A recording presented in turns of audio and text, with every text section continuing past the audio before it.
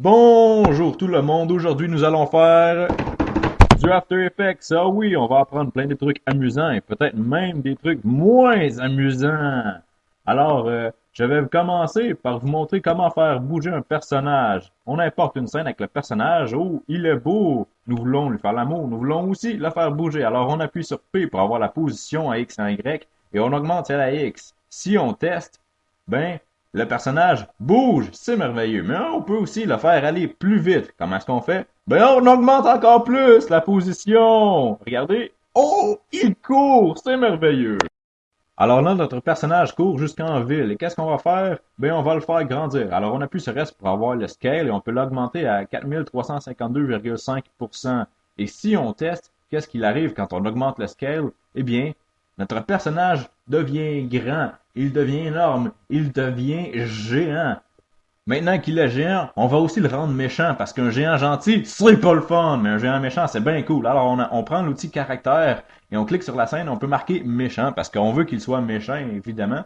Donc on a marqué méchant, et là, on peut prendre le calque méchant, et on peut l'attacher à celui du personnage. Et ensuite, on peut cacher méchant, parce que on s'en fout, les deux sont déjà en relation. Comme je viens de dire, on les a reliés ensemble. Alors là, le personnage est grand et méchant. Qu'est-ce qu'il fait? Ben, il pète tout!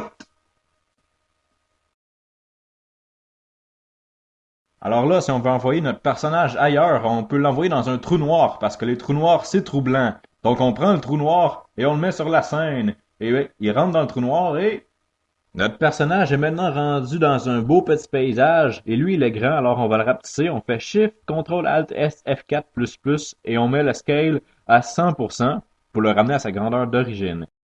Ce qui est le fun aussi dans After Effects, c'est qu'on peut jouer avec la nature, on peut mettre des effets météorologiques comme qu'on veut. Là, on va en montrer un par exemple, on va faire effet simulation et on va mettre CC Rain. Puis pour ceux qui ne savent pas, ben rain, ça veut dire pluie, ok? Là, ben si on met de la pluie sur notre personnage, ben il va être mouillé, esti. Voilà, il est triste. Et le caractère du personnage réagit en fonction de son environnement. Donc il était méchant, maintenant il est triste parce qu'il est tout mouillé. Il est tanné d'être triste. Alors il s'en va. Mais là, peut-être que certains d'entre vous se disent ouais, mais là, tu sais, moi, c'était pas ça que je voulais faire, tu sais. Ben ok! Mais là, on va montrer d'autres choses d'abord.